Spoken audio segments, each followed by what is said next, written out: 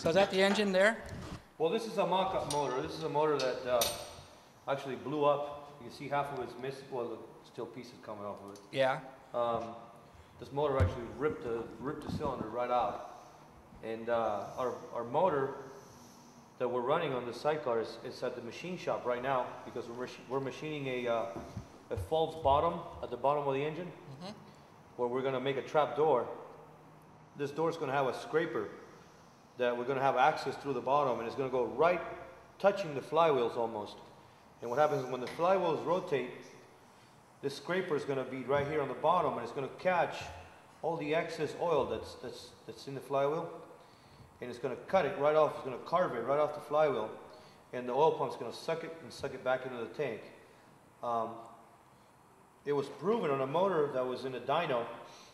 Without the scraper and with the scraper, the motor actually made 10 horsepower more. Really? Yeah, just having that scraper on there. So being that we're going to be in a 1000 cc class, we're going to need all the horsepower we can get.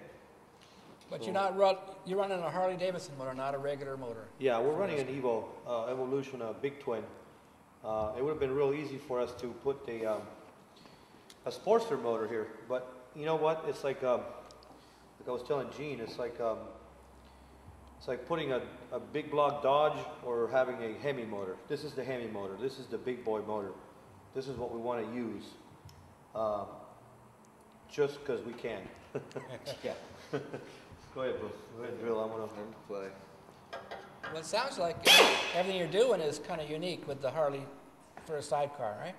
Yeah, yes. Well, it's unique because we made the whole frame from scratch, and now we're as we go, we discover things we need to change, we discover things we need to fix. So this came out of our heads. You'll see in the pictures how we came up with the frame and everything, and it's all trial and error basically. Mm-hmm. We basically started with a phone call too.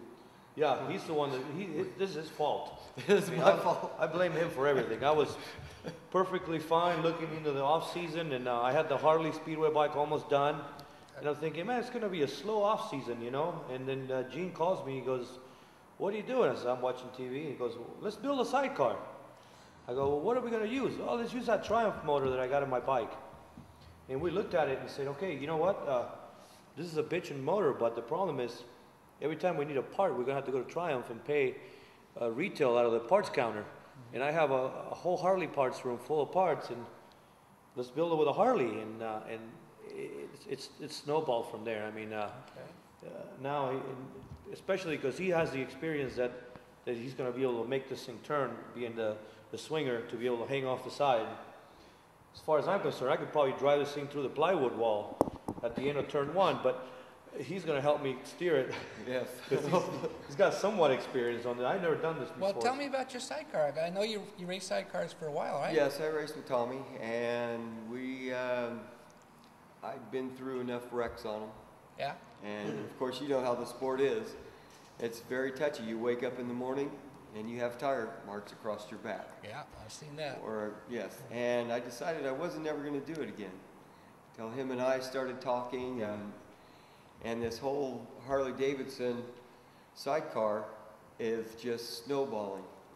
And we are doing things slow, but we want to do it correctly. Yeah. No matter what needs to change on it, we're doing it. We want this done right. Yeah, because especially as our lives are going to be in it. So. Well, you're the ones riding it, right? Yeah, yes. exactly. Yes. Exactly.